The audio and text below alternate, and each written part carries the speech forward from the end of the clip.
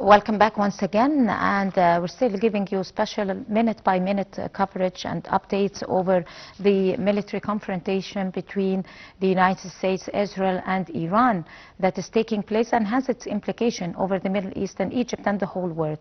Over the economic implications and the possible dangers that are awaiting in such a strategic part where the confrontation is taking place. We have with us live over the phone Dr. Amr Hamid, Professor of Economics. Good morning, Dr. Hamid. Good morning. How are you?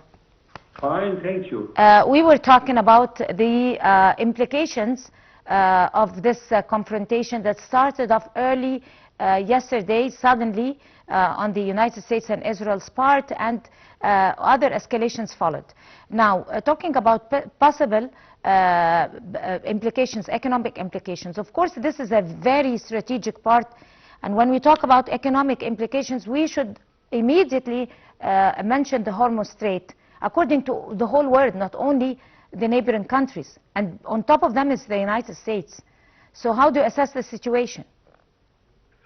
Let's focus on the Middle East, especially the Gulf Arab oil exporters countries, of course, and Iran, which is all of them are at the center of global energy flows, as you know.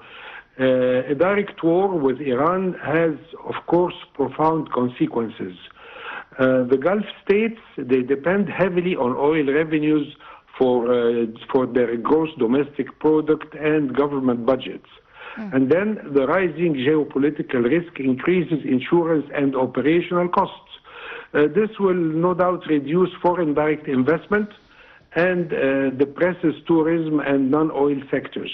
Some Gulf states are already boosting exports preemptively to reassure markets, but any actual disruption to shipping routes, especially through the Strait of Hormuz, would dramatically raise volatility.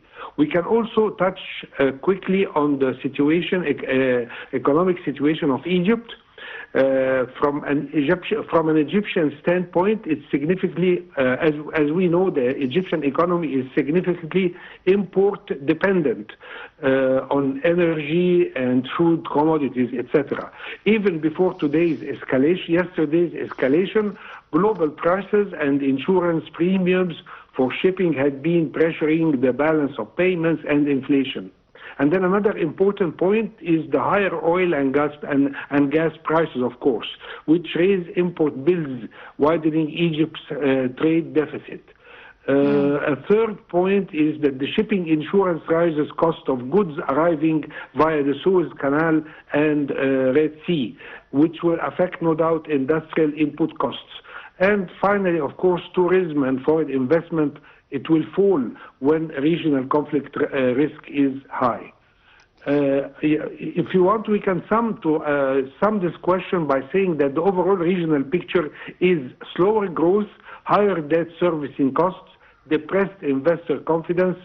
If the conflict is going to deepen, economies pivot to defensive spending rather than infrastructure and diversification projects.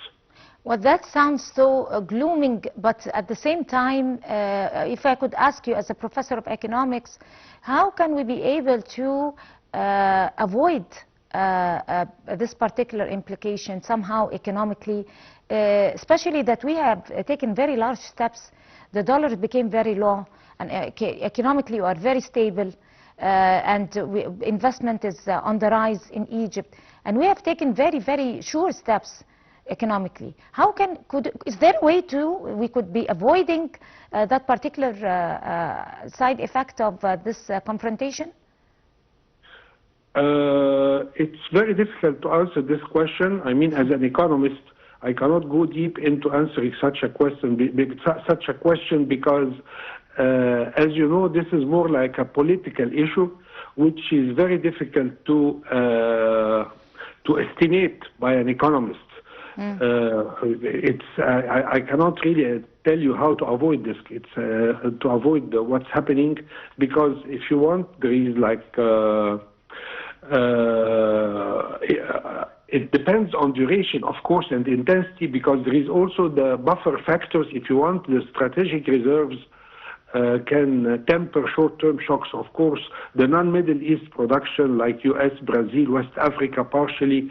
But if you want, the risk factors are global economic growth is uneven post-pandemic with lingering supply chains, which stresses, no doubt, high debt levels, and then the persistent high energy prices, which would no doubt reduce consumer spending, weight on growth in energy importing regions, potentially trigger monetary tightening if inflation stays high.